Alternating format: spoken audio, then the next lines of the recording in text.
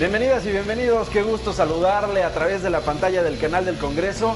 Yo soy Ignacio Lozano y esto es Visión Universitaria, un espacio donde jóvenes y legisladores dialogan, conversan, debaten sobre los temas de la agenda legislativa.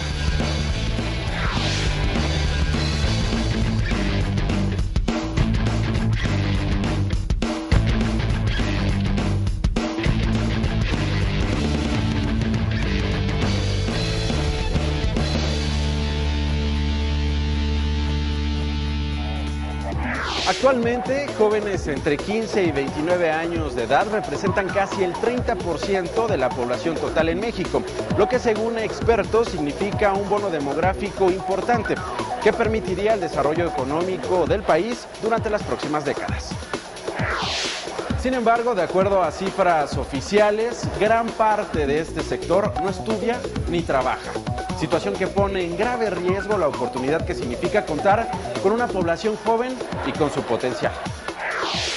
Por otro lado, la insuficiencia de opciones laborales y educativas ha permitido que este sector tenga dentro de su abanico de expectativas para sobrevivir opciones como la economía informal, la migración e incluso el crimen organizado.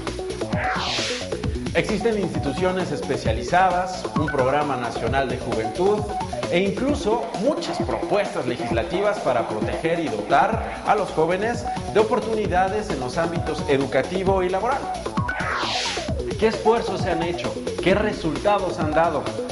¿Hay coherencia entre estos esfuerzos y las necesidades de la juventud mexicana? Hoy, desde el Senado de la República, jóvenes y nuestros representantes legislativos se preguntan, se responden, dialogan, debaten sobre este tema. Esto es Visión Universitaria. Arrancamos. Poco más de la cuarta parte de la población del país es joven, es decir, 28.1 millones de personas en México poseen edades que fluctúan entre los 15 y 29 años.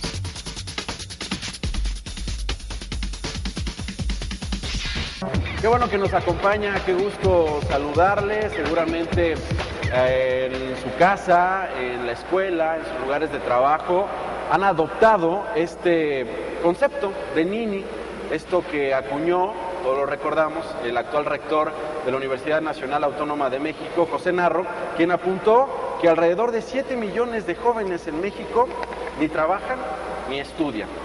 Y a partir de ese entonces empezó un debate, empezaron las discusiones desde diversas esferas, participaron por supuesto los jóvenes, el ámbito ciudadano, político, que sí, que no, que la cifra, que no son 7, que son más, que son menos, y hemos decidido justamente abordar este tema en Visión Universitaria aquí en el canal del Congreso. Me da muchísimo gusto darle la bienvenida a los estudiantes del PART, estudiantes de radio y de televisión que nos acompañan el día de hoy desde Jicotencat, aquí en el Centro Histórico, en la Cámara de Senadores. Sean bienvenidos todos y todas ustedes. Y también están con nosotros dos senadores. Nos acompaña María Teresa Ortuño, quien es presidenta de la Comisión de Educación. Ella es senadora panista. Bienvenida, senadora. ¿Qué tal? Muchas gracias, Nacho, y qué gusto con todos. Y está con nosotros también el senador José Luis García Salvidea, integrante de la Comisión de Juventud y Deporte de Extracción perredista. Bienvenido, senador. A sus órdenes, encantados de tenerlos aquí. Esta es su casa. Bienvenidos. Tendríamos que empezar por definir qué es Nini. Una vez se me ocurrió decir en radio Nini y discutirlo con Ricardo Bucio, el titular de CONAPRED, y me decía que incluso podíamos llegar a un terreno de discriminación al identificar a cierto sector de la juventud como Nini, que podía incluso ser discriminador. Si les parece, quien quiera empezar, vamos a definir qué es un Nini en nuestro país, de dónde viene Nini, en fin. Bueno, estrictamente la palabra como tal no existe, pero ya todo el mundo lo utiliza como un vocablo, lo utilizamos para definir a quien no va a la escuela y no tiene una actividad económica productiva. Yo empezaría por decir que hay una cosa peor que ser Nini, y es ser Ninini, porque ni estudia, ni trabaja, ni joven. Y esta es una población que también representa un segmento importante de la población. El joven al menos tiene la expectativa de que las cosas puedan mejorar y la vida que se les presenta a veces a personas de más de 35, 40, 50 años o más, pues el reto es más complicado. En principio diríamos que el Nini es el joven que no va a la escuela y que no tiene una actividad productiva. Senador, ¿quiere agregar algo? Claro que sí, Nacho, con mucho gusto. Yo creo que complementando este comentario tan acertado de nuestra compañera senadora Ortuño, hay que distinguir también que hay ninis que no quieren trabajar ni estudiar, y hay otros muchachos que ni pueden trabajar ni pueden estudiar. Entonces tenemos que relacionar la cuestión con la falta de oportunidades. Nos ha tocado vivir un país, esta etapa de México, muy complicado, con falta de oportunidades, tanto oportunidades de educación como oportunidades de trabajo. Por eso ustedes saben que el tema de la delincuencia organizada, de la criminalidad, se está convirtiendo en un aspecto verdaderamente aspiracional. Ante la falta de oportunidades en ese sector, digamos, legal de la realidad, más y más personas, de aquellos que no tienen expectativa o oportunidades, se van enganchando con consecuencias trágicas en el campo de la delincuencia. Voy a retomar algunas cifras que citó en aquella ocasión José Narro, el rector de la UNAM. Son cifras basadas en la encuesta nacional de la juventud 2005, que es la más reciente y la que nos da estos datos. 7 millones son los ninis o jóvenes que ni estudian ni laboran. Y ya después nos vamos en el laberinto de ni. Añadió además que en la encuesta nacional de ocupación de empleo, se señala 5.8 millones de jóvenes entre 14 y 29 años de edad que se encuentran en esa condición. Y me gustaría darle pie justamente a Juan Carlos Zúñiga, que tiene una pregunta acerca de su labor como legisladores frente a esta situación.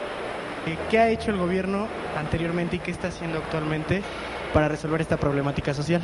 Con mucho gusto. En primer lugar, me parece que debo puntualizar que la medición es todo un tema a debate, que no es el que vamos a debatir en este momento. ¿Alguna cifra habrá? Échese un comentario, porque es interesante eso que dice de la medición. ¿Alguna cifra habrá, antes de contestar a Juan Carlos, alguna cifra habrá que lo primero es que tenemos que solicitar que se nos den cifras más aterrizadas a la realidad? Porque, por ejemplo, en algunas comunidades, no digo que esté bien, pero puede haber jóvenes, madres de familia que estén en esta edad de los 15 a los 29, y que no van a la escuela y no trabajan, pero ni aunque tuvieran beca ni oportunidades lo haría, porque deciden esto.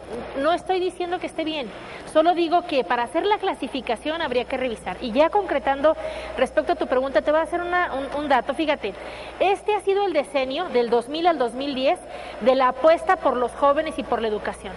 Lo máximo que llegó a tener del año 80 al 95, la capacidad más alta de dar educación universitaria era que 15 de cada 100 jóvenes que estaban en edad universitaria iban a la universidad. En el sexenio del licenciado Cedillo creció de 15 a 19. En este momento, en estos 10 años, del 2000 al 2010 de la alternancia, 1 de cada 3 espacios de educación universitaria son creados en estos 10 años. ¿Por qué? Porque estamos en el 31%. Es un crecimiento salvaje respecto a la complicación que es poder alcanzarlo. Las transformaciones educativas no se dan de un día para otro. Simplemente, mira, la administración del presidente Calderón, en números, empezábamos en el 2006 con algo así como 3 millones de jóvenes en edad de educación media superior. Y termina el sexenio en 2012, va a terminar con alrededor de 7 millones de jóvenes en edad de media superior. Y a este segmento se ha dedicado un enorme porcentaje del presupuesto que el gobierno federal ha destinado a crear nuevas universidades. Hay 70 nuevas universidades y hay cientos y cientos de... Ahorita tendría que checar el dato. ¿No son suficientes? Por supuesto que no, pero nunca se había apostado tanto a la construcción de planteles para media superior y superior. Eso es lo que le toca al Ejecutivo como decisión, y a nosotros como Legislativo me toca presidir la Comisión de Educación, establecer leyes que permitan que los mejores maestros posibles vayan a la escuela, que se publiquen los padrones de los maestros, que sea transparente esta acción y que realmente no esté en lo oscurito nada que pueda ser mejorable. Senador García Solvidea, ¿es suficiente? Y si puede citar a los programas, las estrategias que no solo el gobierno federal puede o ha implementado, sino también los gobiernos estatales, también las instituciones privadas, también las organizaciones ciudadanas. ¿Qué esfuerzos están haciendo en ese sentido? Bueno, yo creo que hay que matizar precisamente las estadísticas en un sentido o en otro, porque una estadística puede justificar una ideología o un punto de vista determinado. Nosotros tenemos información, por ejemplo, que en el año 2009, 700,000 niños y jóvenes tuvieron que abandonar la educación primaria y la educación secundaria por situación de pobreza, porque tuvieron que ponerse a trabajar para ayudar a su familia. Yo soy representante del estado de Quintana Roo, entonces yo me dedicaba al trabajo turístico, excursiones entre Cancún y las zonas arqueológicas de Chichén Itzá y otras zonas arqueológicas. Yo soy testigo de esta realidad. En las comunidades mayas, muchos de los niños tienen que abandonar la escuela porque tienen que trabajar para ayudar a sus familias. Entonces yo creo que es una situación verdaderamente de urgencia. En el mejor de los casos, para ayudar a las familias. En otros, convertirse en sicarios, entrar al mercado informal, emigrar hacia otro país, particularmente a los Estados Unidos. O caer, por ejemplo, en lo que es el trabajo forzado de los niños, Claro. o todavía temas más graves, por ejemplo, lo que es la prostitución infantil, el abuso sexual en contra de los niños. O sea, Los que nadie ve. Eso es una situación verdaderamente delicada, ¿no? Entonces yo creo que nuestra labor como legisladores es precisamente impulsar desde nuestro punto de vista pues políticas públicas que vengan a resolver este problema. ¿Pero qué programas hay? Mira, déjame dar un dato. Con lo que mencioné de los marcos jurídicos es lo que ya hicimos en estos últimos meses, no lo que vamos a hacer. Y déjame darte un dato. En el año 2000 había 2 millones de estudiantes en todo el país con alguna beca para mantenerse en la escuela. En este momento hay 7,5 millones de estudiantes de programa oportunidades, de becas universitarias, de media superior, con una beca. La beca prácticamente reduce de una manera drástica el porcentaje de deserción de la que hablaba el senador. Es cierto que hay deserción. ¿Y qué puedes hacer como gobierno, como poder legislativo en este caso, o como ejecutivo? Pues establecer medidas y políticas que estimulen la permanencia. No vas a poder obligar a la gente, porque tiene que ser una decisión libre y en un ambiente en donde existan las condiciones para poder tomar esa decisión. Nos vamos a otro problema, porque sí, a lo mejor hay millones de becas para este sector, y luego cuando terminan la maestría, cuando terminan el doctorado. Sí, ese es otro problema, pero evidentemente estamos hablando de los que no tienen la oportunidad de hacerlo. Muy bien. Ese Voy con otra pregunta, Violeta. Sí, dos factores muy específicos en los cuales yo siento que es el problema es la educación, ya que no se generan espacios para todos aquellos que quieren estudiarla. Y el otro factor es después de ya haber logrado una licenciatura, el empleo que no se genera. Y a esto a lo que decía que menciona de las universidades, claro que sí ponen en marcha, pero ¿qué universidades ponen? Técnicas y no licenciaturas. Y algo técnico no tiene la misma economía para superar todo lo demás. Fíjate, sí, muy buena pregunta, Violeta. En primer lugar, te agradezco la pregunta. Ciertamente estamos hablando de dos problemas: el acceder a la escuela, que es todo un reto, y el que quienes terminan la escuela puedan encontrar un empleo. La sola educación no te da el mayor nivel de ingresos, te lo tiene que dar un sistema económico que genere estos empleos que están haciendo falta, que las condiciones ambientales, factores, no solo el gobierno, por supuesto. Empresas. Y aquí yo creo, y se habla mucho del debate de lo que tienen que ser ahora las nuevas opciones de universidades y carreras técnicas, porque lo que se ha dicho, ¿no?, que muchos abogados y muchos médicos, y que lo que la industria y el desarrollo económico de México, la exportación de industria especializada, va requiriendo a veces de manos más técnicas. Esto tiene que ir correspondiendo a la planeación educativa de qué ofreces como universidades y como carreras frente a lo que qué se demanda y qué se paga adecuadamente para hacer una planeación a largo plazo. Diría esto nada más: se tiene que medir. Lo que antes del año 2000 no se medía, no se sabía. Conocemos el drama de la educación porque ahora estos gobiernos han decidido no solamente medirse, sino publicar las mediciones. Jamás se supieron los resultados de pruebas enlace, de pruebas PISA, porque no se llevaban a cabo, y cuando alguna prueba se hizo, se guardó en el cajón para que no se tenía que enterar la población. Creo que Pero tampoco hemos dado ese otro paso, digo, ya hay transparencia, ya se publican, y de ahí se derivan las acciones públicas. O más o menos ahí publican, pero de repente existe la percepción de que no se da el otro paso, y no solo la percepción, sino la realidad, ¿no? Claro. Que es como muy difícil enfrentarlo con singular alegría. Así es, ese es el reto que tenemos ahora y del que se está tratando de responder. Tú preguntas en concreto sobre las universidades, que por qué se dan carreras técnicas. Yo te diría, yo soy senadora por Chihuahua, y lo que más se demanda en la zona norte del país, pues son carreras técnicas. ¿Por qué? Porque es en donde existe la oportunidad de un empleo, de una expansión de estas industrias. ¿De acuerdo a quién es lo que más se demanda? A la oferta de empleo que existe en el medio ambiente, en las zonas económicas de las que estamos hablando. Entonces se tiene que ir buscando esa correlación. Muy bien. Senador, me queda un minuto, ¿quiere agregar algo? Claro que sí, con mucho gusto. La diversificación que señala la senadora es muy importante. Ella habla de la realidad de Chihuahua. Yo hablo de la realidad turística del estado de Quintana Roo. Ahí necesitamos expertos, licenciados en administración de empresas turísticas.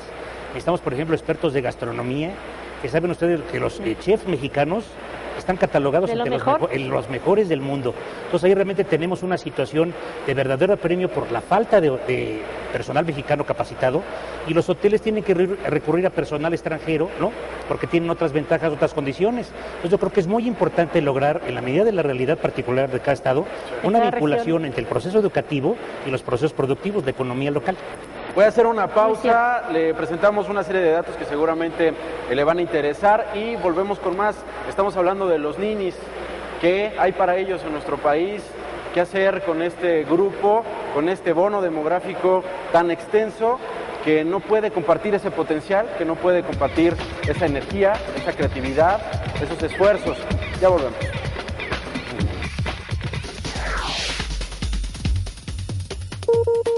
Hasta el año 2009, se registró que 4 de cada 10 jóvenes trabajan, cerca de 4 solo estudian y aproximadamente 2 se dedican a actividades domésticas.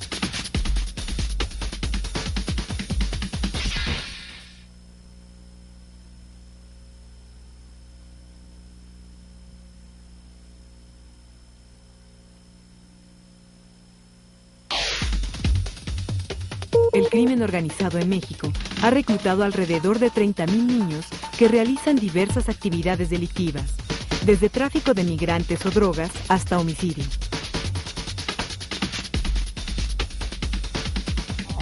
Estamos en la vieja casona de Jicotencatl, aquí en el centro histórico de la Ciudad de México. Están con nosotros estudiantes y maestros, veo algunos profesores del Centro de Estudios Universitarios de Periodismo y Arte en Radio y Televisión, le decía yo al inicio de esta emisión, el PART, y estamos también con la senadora panista María Teresa Ortuño, presidenta de la Comisión de Educación, y está también el senador perredista José Luis García Salvidea. Al Poder Legislativo, a ustedes como senadores, ¿de verdad les interesan los jóvenes? Uy, mira, yo te diré una cosa, las generalizaciones luego hacen mucho daño cuando dicen no les interesa, lo único que les preocupa es, yo creo que habría que, los invitamos a que nos... Particularmente en noviembre pasado terminamos un proceso de 2 años de modificación de la Ley General de Educación, procedente de 28, 29 iniciativas de ley que concretamos, precisamente para dejar en la ley y no en un acuerdo político la calidad por la educación. El que solo se pueda acceder a ser maestro de educación básica a través de concursos, a través de mecanismos de selección, y que dentro del sistema solo se pueda progresar económicamente por evaluación de desempeño. ¿Cuándo fue la última vez que usted se reunió con jóvenes para hablar este tema? Bueno, permanentemente, yo vivo en Chihuahua y yo siempre me invitan a dar pláticas en jóvenes en la universidad, en el partido al que pertenezco, Acción Nacional. ¿Qué conversa? ¿Qué le preguntan? ¿Usted qué le...?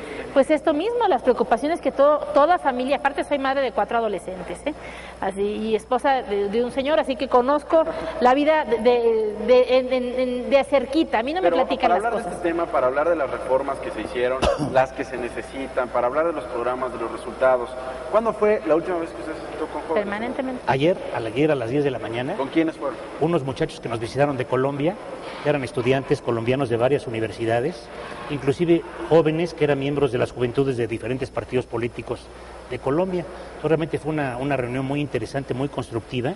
Ellos tuvieron la oportunidad de exponer un punto de vista, yo tuve oportunidad de expresar un poquito de la realidad nacional. ¿Sobre temas de educación? Sobre temas de educación y temas muy relacionados, como es el tema de la seguridad, el tema, por ejemplo, el combate al crimen organizado, ¿no? En una variante muy particular que es, por ejemplo, los jóvenes, que tengo el dato, más del 30% de los jóvenes que están en las cárceles de México tienen entre 18 y 30 años de edad. Entonces, en ese caso, jóvenes mexicanos? La última vez que me reuní, hoy en la mañana, precisamente. Hoy en la mañana a las 10 de la mañana, ¿sí? Además, entre paréntesis, una nota personal es que ayer fue mi cumpleaños, entonces ahora sí que... una cosa, felicidades. A todo dar. ¿Y con qué jóvenes? ¿De qué hablaron? Por ejemplo, al interior del PRD, con el sector juvenil del PRD, y precisamente estos temas, porque tú sabes que estamos al inicio del periodo legislativo, de febrero a abril. Entonces, por ejemplo, en el PRD tenemos una prioridad número 1, que es impulsar, por ejemplo, una reforma migratoria más interesante para combatir el grave problema de miles y millones de jóvenes, inclusive terminando sus estudios, que se van a otro país porque aquí no hay oportunidades para ellos. Muy bien, voy con Ale Mejía, estudiante de periodismo. Con todo esto, ¿qué se dejó de hacer o qué dejaron de hacer ustedes para que surgieran los ninis? Porque realmente es una respuesta de la sociedad, el que no haya empleo, el que no haya escuelas, o sea, todo es una respuesta consecuencia de, esto no surgió de la noche a la mañana, esto no es algo que a lo mejor no querramos hacer. Ustedes, por lo que veo, que no hay un impulso hacia los jóvenes para que se estén dirigiendo a estudiar y a trabajar. ¿Qué conveniencias están surgiendo a pesar de esto? O sea, ¿a qué nos lleva, no? ¿A crear nada? ¿A ti te costó trabajo ser estudiante? ¿Te cuesta trabajo? Claro, o sea, simplemente yo me pago la escuela, yo trabajo y estudio, y no es algo que sea tan fácil, ¿no? Claro. Entonces, ¿Te sientes incluida en estos debates, en los debates que tienen los diputados, los senadores? ¿Te sientes atendida por los programas que implementan los gobiernos? Pues no, realmente ahorita que dice que han creado escuelas, pues sí las deberían de promover más, porque no realmente, pues escuelas no, por eso la mayoría de nosotros pagamos una escuela porque no hay escuelas públicas, a lo mejor están súper saturadas, como es la UNAM, la más reconocida, están saturadas y no nos sentimos del todo capaces para Ale, fíjate que mucho de esto que mencionas es un problema que mucha gente coincide contigo en un problema de percepción. Pero creo que la percepción se combate con datos duros. Hay 70 nuevas universidades en estos últimos 4 años. Hay becas para estudiantes como nunca. Esta es la década de la tecnología en las escuelas, de las becas y de la apuesta por la media superior y la superior. ¿Por qué llegamos a los otros números? Permíteme, porque el hablamos? rezago es muy grande, pero nunca se había dado un tranco tan largo como en estos últimos años. Estas universidades padecen de un cuerpo académico y es parte del estudio que se ha dado. Digo, sí son esfuerzos, pero no sé usted qué piensa en ese sentido, senador. No es solamente abrir una universidad, no es solamente llevar preparatorias a las comunidades indígenas donde se registra el mayor número de jóvenes en esta situación, sino que no tienen internet, no tienen luz, no hay agua, no hay maestros. Porque se va ampliando cada vez más y más esta brecha de injusticia, de falta de oportunidades que separa a unos de otros. ¿Qué dejaron de hacer? ¿Quiénes son los responsables o quiénes somos los responsables de esta situación? Teresa tiene toda la razón, porque el rezago educativo ha sido tan grande a lo largo de tantos años que me parece que actualmente el gobierno trata de tomar una actitud más constructiva al respecto. El rezago es tan grande, pero yo creo que nosotros no debemos perder nunca el espíritu crítico. Yo creo que una característica que deben tener los jóvenes, porque si no dejarán de serlo, en el momento que dejan de practicar, de utilizar ese espíritu crítico, de ser contestatario, inclusive de ser impertinente, en ese momento ya pueden empezar a decir, pues ya estoy empezando a dejar de ser joven. En mi caso particular, yo comparto con ustedes porque yo todavía estudio. Yo estoy estudiando un posgrado en la UNAM, o sea que me doy un tiempecito para estudiar en la Facultad de Filosofía y Letras. Es dificilísimo entrar a la UNAM. Claro, yo soy uno de los 15,000 afortunados que hubo espacio para ellos, ¿no? Hace 3 años. ¿Y los otros? ¿Qué piensa de los Falta otros? de oportunidad, porque no hay, o sea, hay más de 100... Presupuesto, ¿qué es lo que está pasando? Ahora, a esa realidad que tú señalas, o sea, no solo es tener el acceso a la educación, tú tienes que resolver el problema de la falta de alimentación, por ejemplo, de la falta de recursos tecnológicos que estás mencionando, o sea, falta, por ejemplo, de apoyo para la transportación, ¿no? O sea, una serie de recursos que permitan que los hombres y mujeres que decidan estudiar, esto es una cosa que rebasa más la simple categoría de cierta edad, o sea, todos aquellos que tengan el deseo de estudiar, pues que tengan algunas oportunidades. Nacho, ¿no? solo quiero agregar algo, Yo también me acabo de inscribir nuevamente en la universidad Autónoma de Chihuahua, en la maestría en comunicación precisamente, pero lo que quiero destacar es que tú puedes ir por el país y ves los nuevos campus, las ampliaciones de las ya existentes. Realmente les pido, véanlo, métanse internet ustedes que tienen acceso para que vean de esto que les estoy hablando, que no es rollo, no es choro como dicen allá en Chihuahua, ¿no? Realmente hay un esfuerzo como nunca, que por supuesto lo puedes ver desde 2 ángulos. El esfuerzo es insuficiente y de ahí te arrancas a decir todo lo que falta, por supuesto que sí. Pero también es cierto que es un esfuerzo como nunca. Nunca había habido administraciones que le apostaran tanto a la juventud como esta. Es integral, senadora. Es Claro. decir, ya no es integral. El esfuerzo Porque es de todos y porque no todo le toca al gobierno. Digo, sí, es de todos. Pero los jóvenes parece que tienen más posibilidades en otros lados porque esas otras propuestas que se hacen de manera oficial no son integrales en el ámbito laboral, en el ámbito de salud, en el ámbito cultural. Mientras el crimen organizado, y lo comentábamos antes de entrar al aire, ofrece un six de cerveza para matar a alguien, ofrece 1,000 pesos, 2,000 pesos para matar a este otro, para distribuir drogas. Y parece ser que el crimen organizado en ese sentido le está ganando a los gobiernos ese sector. Se están enfilando. Pareciera, pero te voy a decir un dato. Hemos tenido en estos últimos años, se habla de cifras de alrededor de 30,000, tampoco voy a entrar al debate de si son exactas, es más o es menos, alrededor de 30,000 jóvenes, casi todos muertos en la mayor parte de ellos en combates entre bandas por la región. Pero sin embargo eso es lo que vemos. Y lo que no vemos, no voy a minimizar en absoluto la gravedad de esto, solo digo, lo que no vemos es todos los jóvenes que sí pudieron tener una oportunidad para ir a la escuela y que no lo hubieran tenido en otro momento. Que este año 2010 es el año en que tuvimos el mayor número de crecimiento de empleos formales en 16 años. Que nuestro peso es una referencia mundial cuando hace muy poquito tiempo hubiera sido un sueño guajiro pensar en que nuestro peso tuviera la fuerza para que tuviera este sostenerse. Son datos duros, hay otros, pero estos también ahí están. Mira, aquí hay que confrontar, digamos, la información que tenemos. Yo reconozco que el presidente actual ha hecho un esfuerzo serio, responsable, de tratar de revertir esta tendencia que nos tiene muchos años. Pero realmente la realidad o los logros no logran resolver los rezagos ni la situación que estamos viviendo. Tenemos un dato de que, por ejemplo, de las 500,000 personas que van al extranjero cada año, el 72% son menores de 29 años. No hay oportunidades. O sea, la realidad es que no hay oportunidades o no se están creando las oportunidades suficientes en la medida que este país lo necesita. Nosotros en mi partido tenemos el punto de vista de que este modelo económico como está en la actualidad ya dio de sí. Tenemos que vivir un momento fundacional de manera que este modelo económico debe dar paso a otro modelo que sea más incluyente, más justo, más igualitario, en que todos y cada uno tengan más oportunidades de desarrollarse de una forma justa para que no tengan que irse a otro país o que se vayan como turistas. Guillermo, déjeme ir con Guillermo Sánchez, que está de este lado. Él tiene un asunto que plantear y en lo que viene el micrófono, Guillermo, yo te la voy a voltear. Porque es una pregunta que quieres tú plantear acá, pero yo quisiera que tú la respondieras. Si te puedes poner de pie, Guillermo, dices, ¿creen que se sataniza a los ninis solo por su estilo de vida? ¿Tú qué crees? Pues, bueno, en mi caso particular fue un tiempo de mi vida, de mi estilo de vida, el ser un nini. Sí, claro, y creo que sí se les sataniza un tanto porque pues el hecho de que no estudien y trabajen no quiere decir que no puedas hacer otras actividades que sean lucrativas para ti. Claro. Yo viví 2 años así y creo que en esos 2 años aprendí más de lo que pude aprender en una universidad.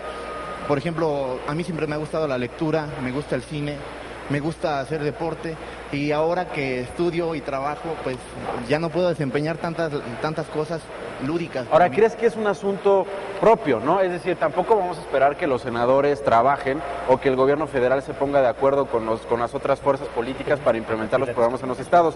Es un asunto de voluntad. A veces, aunque tengamos enfrente la oportunidad, no la tomamos. Claro, porque el hecho de ser un nini también representa...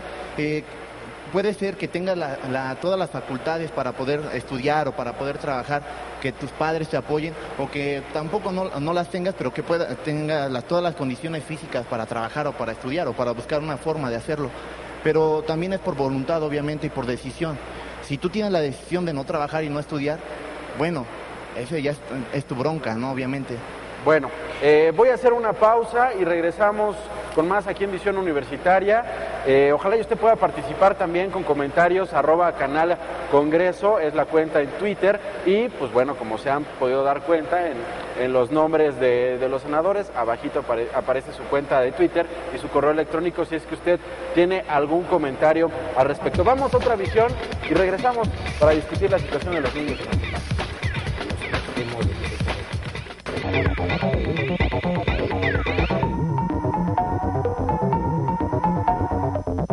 Las oportunidades sí existen, lo que no existe mucho también, o lo que buscan los jóvenes, es buscar un empleo competitivo, un empleo que te vaya a dejar un futuro. Vemos ahora los outsourcings, que son muy famosos, que son empresas que es como cuando terminas el empleo, es como si no hubieras trabajado nunca, ¿no? Yo soy del estado de Chiapas, vengo buscando oportunidades hasta aquí al Distrito Federal para estudiar Y pues, o sea, a mí también, yo también es lo que pienso. Estoy aquí, extraño mi tierra, mi familia, he dejado todo eso y terminando la carrera, ¿encontraré trabajo? Es lo que me pregunto. Hay gente que dice, otra ya, olvídalo, ¿no? O sea, ni escuela y busco chamba y no me dejan trabajar porque no tengo estudios. Y aquí es cuando empieza el problema de todos los jóvenes que pues, se van por otro lado que no voy a hacer, ¿no? O sea, sicarios, robos. Son muy pocas oportunidades que existen. Tienes que tener ahora sí que mucha suerte para encontrarlas porque no se dan tan fácil. Hay oportunidades que, bueno, son muy cerradas o también uno no busca, la verdad. A veces uno espera encontrar así trabajo de la noche a la mañana cuando realmente no es así. Y bueno, yo creo que es parte de los dos, pero también si uno se empeña en buscar y en encontrar, yo creo que no va a ser nada difícil.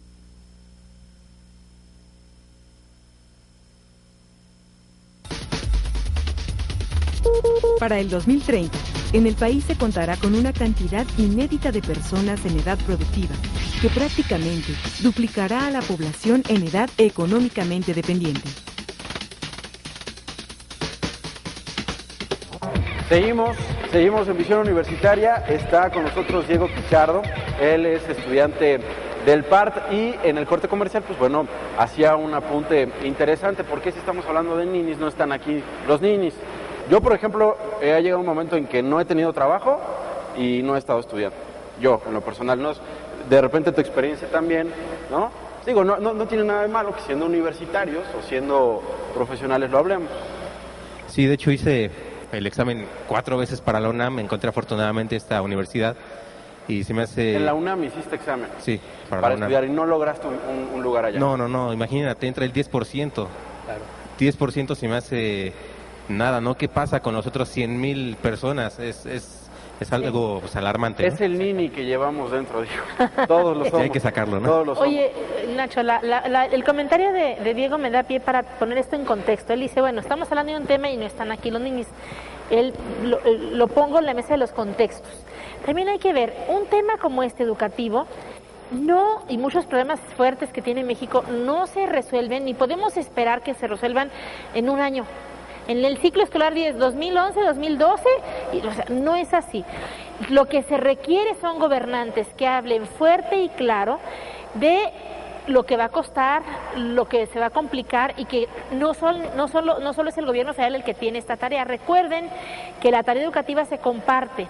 Los gobiernos estatales tienen en sus manos, está descentralizada la educación básica y tienen una responsabilidad enorme en lo que tiene que ver con en primaria, secundaria, preparatorias, etcétera. Entonces, es una tarea que se comparte con las escuelas, con los gobiernos estatales, con las universidades, con los medios de comunicación, con las familias, con los sindicatos, con las iglesias. Entonces, a veces volteamos con esa mentalidad que tenemos, a veces muy sumisa, a ver qué va a hacer el gobierno, a ver qué van a hacer los gobernantes y no decir, bueno, ¿yo qué voy a hacer? Yo medio de comunicación, yo sindicato, yo dirigente de una empresa. O sea, es una tarea que es de la comunidad y como tal así debe verse. La academia, ¿qué propone? Entonces, para decir que están mal, ya hay muchas voces, Más bien lo que hacen falta son voces que sugieran alternativas. Y además gobiernos... Es importante ubicar el problema, no solo a través de números, que ustedes también salgan de la Cámara de Senadores, de verdad, digo, no solo en Chihuahua o no solo en Quintana Roo, sino también en otros estados, convivan con ellos, claro. Recaben esos datos para efectivamente buscar una solución a esa problemática, que de repente es algo que le critican mucho a ustedes como legisladores, que ustedes a lo mejor están en un lugar de confort en la Cámara de Senadores, a lo mejor ustedes están en otras cosas, están en negociaciones. Son percepciones a veces tan equivocadas, muchas generalizaciones. No dudo que haya legisladores, aquí ha habido varios, no dudo que ustedes lo sean, que sí, se meten y están todos los días ahí talachándole con los jóvenes, claro. E intentando no solo conocer sus circunstancias, sino buscando maneras para superar una circunstancia que es adversa para ese sector. Ojalá y lo sigamos haciendo. Antes, senador, déjeme ir con el profesor Salvador Estrada. Él es profesor del PART y tiene una participación que hacer. La oposición siempre señala que este es un estado fallido y ponen como ejemplo los ninis con más de 7 millones que ni estudian ni trabajan. ¿Ustedes opinan si es fallido o no es fallido? ¿Es un Estado fallido? Diría, un Estado fallido no tiene poder judicial, no tiene división de poderes, no tiene gobiernos estatales, no tiene policías, no tiene jueces, no tiene maestros. Yo, francamente... O los que los tienen fallan. Con respeto para todos los puntos de vista, sí me parece que esos excesos en las calificaciones no solo no ayudan, sino que estorban a las soluciones. Tenemos problemas graves, vamos a resolverlos, pero no podemos irnos solo por la descalificación total que exime al que la dice muchas veces de una responsabilidad. Más bien vamos viendo cómo metemos todos el hombro para resolver esto. Sí, Nacho, mira, en relación al comentario anterior, mira, nosotros podemos aquí manejar cifras, porcentajes, estadísticas, que pueden ser objeto de manoseo. Pero a mí me queda claro que atrás de cada número, de cada cifra, hay un ser humano, hay una persona que tiene un problema. Entonces nosotros nos debemos a los seres humanos. La estadística es un recurso, es un medio que se puede manipular, pero el legislador que pierde el contacto con los seres humanos ya perdió gran parte de su trabajo. Y es una crítica que se hace muchas veces, que los legisladores vivimos en la burbuja, en nuestras comodidades, con nuestros privilegios. ¿Qué ocurre, no?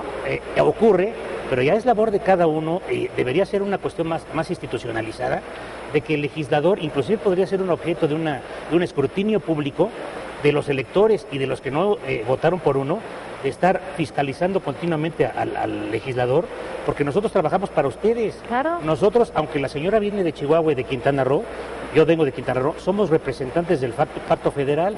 Aquí están los nombres de los estados de la República Mexicana. Entonces nuestro trabajo es estar al servicio de ustedes. Quiero comentar una cosa breve, si tengo tiempo, en relación a lo que menciona el profesor. Aquí es un problema de percepción. La senadora pertenece al partido que está actualmente en el poder. Y que muchos años fuimos oposición. Claro, y hay que aprender a ser oposición y hay que aprender a ser gobierno. Y además el PAN está sujeto actualmente a este proceso lógico de desgaste de estar al frente de la administración. Yo quiero señalar que realmente sí estamos asistiendo a fenómenos muy preocupantes de Estado fallido. Yo creo que, por ejemplo, hay grandes sectores del país, del territorio nacional, que están prácticamente sustraídos a las autoridades, a la policía. Nosotros tenemos el dato, por ejemplo, de Tamaulipas, cerca de la frontera con Texas, que los policías y los soldados ponen un retén a determinada hora, ¿no? A determinada hora se van y entonces los otros del otro equipo de la cancha ponen el retén y ocurre lo que tiene que ocurrir. Entonces realmente estamos viviendo en la práctica, más allá de que sean combates o guerras contra la delincuencia, estamos asistiendo en gran parte del territorio nacional a un auténtico estado de excepción.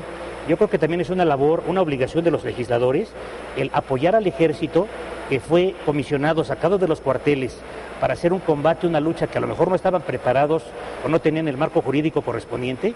Yo creo que es una gran responsabilidad de nuestra parte dotar a las Fuerzas Armadas, que todavía los queremos mucho, de un instrumento jurídico que les permita cumplir debidamente su trabajo. A ver, hablábamos en el primer bloque de los programas que existen en materia educativa.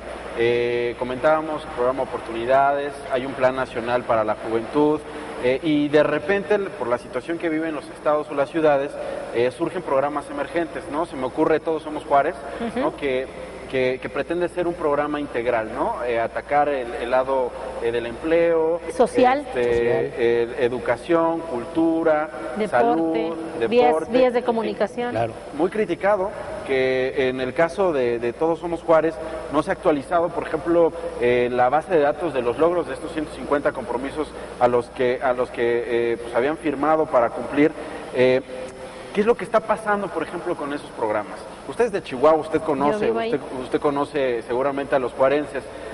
¿Qué es lo que pasa ahí, por ejemplo? Es un claro punto para traer a cuenta, ¿no? El caso de Todos Somos Juárez, que parece que ha fracasado. No, qué esperanzas. Mira, yo lo que quisiera es que en estos temas los pudiéramos ver con datos objetivos. No es mi papel defender todo lo que hace este gobierno, no me veo a mí misma en esa función, pero cuando hay tanta información válida o no válida, exagerada o generalizada o objetivamente cierta, solo de lo negativo, alguien tiene que hablar de lo positivo. Mira, en Todos Somos Juárez, 72 de esas 150 acciones que se comprometieron corresponden a educación, que es el área en la que yo me desenvuelvo, soy presidenta de la Comisión de Educación. Y entonces dicen, ¿y ahora por qué construyen escuelas allá donde luego ni chavos hay? Pues es lo que es la demanda, se responde no a lo que fue un gobierno a decir qué va a hacer, sino una serie de mesas comunitarias que se establecieron para llevar a cabo esa tarea. Personalmente pienso que algunos de esos recursos no están del todo bien gastados. Sin embargo, es decir, no todo lo que se está gastando está bien gastado, porque a veces algunas zonas no van a tener la demanda de algunos servicios, los que sean, pero no importa. Lo que quiero decir es que o te critican por eso o te critican porque no lo gastas, pero el chiste es estar criticando. Es una necesidad de la vida social la crítica, por supuesto que sí, pero también alguien tiene que de pronto alzar la voz señalando lo que sí se hace. Los nuevos CONALEPs, las nuevos CEBETIS, las nuevas escuelas para preparatorias en la zona poniente de Juárez, en donde no había más que misiones religiosas. ¿No será que a lo mejor allá? la realidad nos rebasa? Pero si partimos de que es una realidad demasiado lejana y no queremos magia, sino metas realistas de hasta dónde vamos a alcanzar, sabiendo que no vamos a cubrir el total, entonces podemos hablar en paz y sin agitarnos. ¿Me explico? Muy bien. ¿Otra participación? Bueno, hace unos minutos hablaba de que el gobierno federal en los últimos 10 años, o el gobierno en concreto de Acción Nacional, ha hecho 70 universidades más la creación en cuatro. 70 universidades en estos 4 años. Perdón, sí. Bueno, también se apuntaba que no son universidades suficientes para la demanda que existe, y también hablaba de una reforma de 29 extracciones que se está aplicando a la educación básica.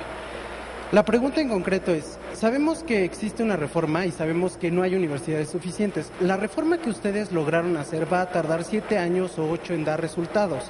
¿Qué es lo que se está haciendo desde ahora para ver resultados ahora mismo? Porque si esperamos 7 o 8 años a que haya resultados, pues al rato vamos a tener 20 millones de niños y entonces sí se va a hablar de una generación perdida. Pero qué buena pregunta. José, me dijiste que te llamas. Fíjate, José, es que lo que estamos modificando es la ley, y ya está vigente, para que se pueda acceder a dar clases a través de un concurso. ¿Para qué? Para que no vamos a traer extraterrestres ni megadoctores cibernéticos de no sé qué. No, con lo que tenemos, entre los que están, cuáles son los mejores que podemos contratar para dar clases. Ese solo hecho te puede cambiar de un año a otro los resultados, por ejemplo, de una prueba enlace. El que tengas maestros que no son maestros porque son hijos de alguien que dio clases, o porque compró la plaza, o por un favor sexual, sino porque demostró ante un examen que era la persona de entre los que había más capacitada para estar al frente del salón, y eso sí te da resultados pronto. ¿Sí? El que se puedan publicar, como ya están publicados ahora, las listas de maestros que te permiten decir, a ver, en esta escuela aquí este profesor Ramón, no sé qué, yo no lo conozco, aquí nunca lo hemos visto, ¿por qué está en la nómina de esta escuela? Perdóname, eso te da resultados inmediatamente, y son cosas que apenas hace unos meses modificamos la ley y ya están vigentes y te transforman. Esas son medidas rápidas para ir atrayendo, la palabra es alineando los objetivos para no tener incentivos perversos. Por ejemplo, tú en el sistema educativo antes, cada 5 años tenías un incremento en tu sueldo. Dabas buenas clases, malas clases, mejorabas, empeorabas, por el simple transcurso del tiempo te daban una mejoría salarial. Ya no. Ahora te van a dar la mejoría en función de que tus alumnos mejoren en la prueba enlace, de que haya resultados. Y creo que estos estímulos, si bien el resultado final se va viendo con el transcurso del tiempo, son bastante rápidos en mostrar sus beneficios. Muy bien, senador. Al respecto, las reformas educativas tienen la gran desventaja de que son reformas a mediano y a largo plazo. O sea, es realmente difícil empezar a ver los resultados palpables con la rapidez, con la urgencia, la necesidad que hace falta, ¿no? Pero yo creo que es una gran apuesta si pensamos más que en la siguiente elección, en la siguiente generación. Así es. ¿Qué queremos? Una generación mejores educados a los mexicanos, con más oportunidades, una sociedad más igualitaria, con más balance, más equilibrio entre las oportunidades. Entonces, estoy de acuerdo contigo que el trabajo debe de empezar, bueno, ya nos atrasamos, ¿no? Pero sí es una manera de apostarle a que nuestro México sea mejor. Yo quiero comentar en ese aspecto. Antes de que pase al otro aspecto, es interesante lo que dice José, porque hace 10 años nos dijeron que las reformas que se hacían hace 10 años iban a tener frutos para el 2010, 2011. Igual hace 20 años de 10. ¿Y está de acuerdo que eso deja... Bueno, quiero acotar este dato. Nosotros tenemos también un grave inconveniente desde mi punto de vista, que tenemos una estructura sindical que controla el Magisterio Nacional muy complicada. Es el sindicato más poderoso de América Latina. Y muchos pensamos que realmente la educación no está en manos del gobierno, de la Secretaría de Educación Pública, está en manos del sindicato. Entonces nosotros como oposición en este caso... En el caso del nivel básico. Del nivel básico y con sus consecuencias a corto y a largo plazo. Porque muchos impacta a los otros niveles. Muchos universitarios no saben ni siquiera redactar 3 o 4 líneas de una forma coherente. Tenemos una ortografía pavorosa.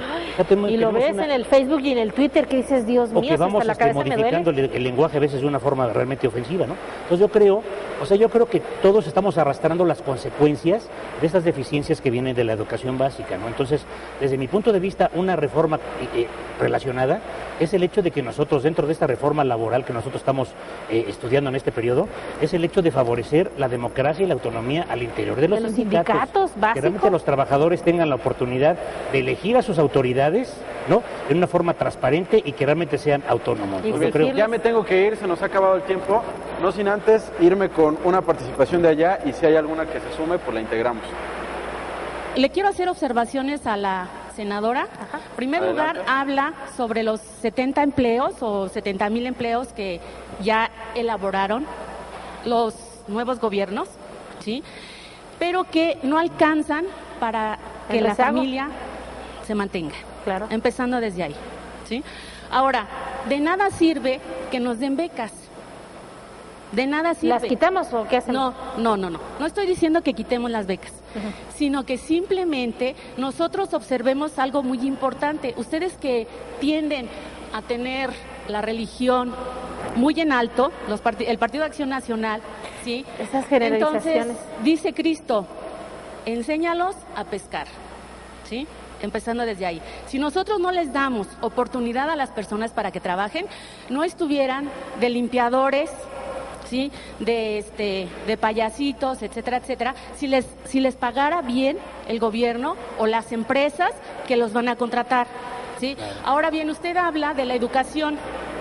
Yo le preguntaría a usted, si nosotros como profesionistas necesitamos plazas para trabajar, ¿sí?, o tenemos ganas de participar en el sistema político, ¿qué posibilidades nuestros estudiantes tienen de participar en ese desarrollo del empleo? Muy bien. ¿Sí? Porque usted está hablando de escuelas técnicas, que es lo que el país está requiriendo. Y entonces nuestros chicos a nivel profesional que quieran ocupar un lugar en los sistemas políticos, ¿qué pasa? Bueno, las universidades fueron de todas, las que se han creado son de todo tipo, de carreras humanistas, de técnicas, de todo. Digo que tiene que corresponder a la región. Mire, le agradezco su pregunta porque expresa que no fui clara. Yo no dije que se crearon todos los empleos, ni que todos esos empleos son ideales. Dije que se creó en el año 2010 la cifra más alta en 16 años. De eso no se desprende que sea suficiente, ni mucho menos, ¿eh? Claro. No pretendo más que decir lo que hay, no todo lo que no hay, porque hay suficientes personas, me parece, que señalan permanentemente lo que no hay, y alguien tiene que a veces pues decir las cosas que sí ocurren.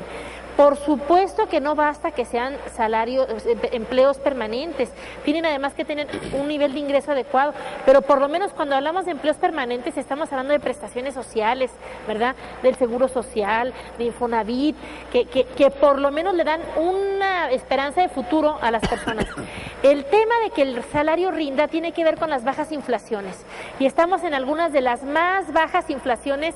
Usted y yo nos acordamos, quizás ellos no, cuando en la mañana teníamos un precio y en la tarde teníamos el doble de precio por las inflaciones que vivíamos, y tenemos gobiernos que han sido responsables para no emitir billetes para financiar un gasto público que lo único que producen son esas inflaciones que minimizan el poder adquisitivo de la moneda. Entonces todas esas cosas allí están también. No contradigo lo que dice, pero lo que yo señalé no fue que agotemos problemas, sino que vamos avanzando. Final, senador José Luis García Salvidea, senador perredista, integrante de la Comisión Juventud y Deporte.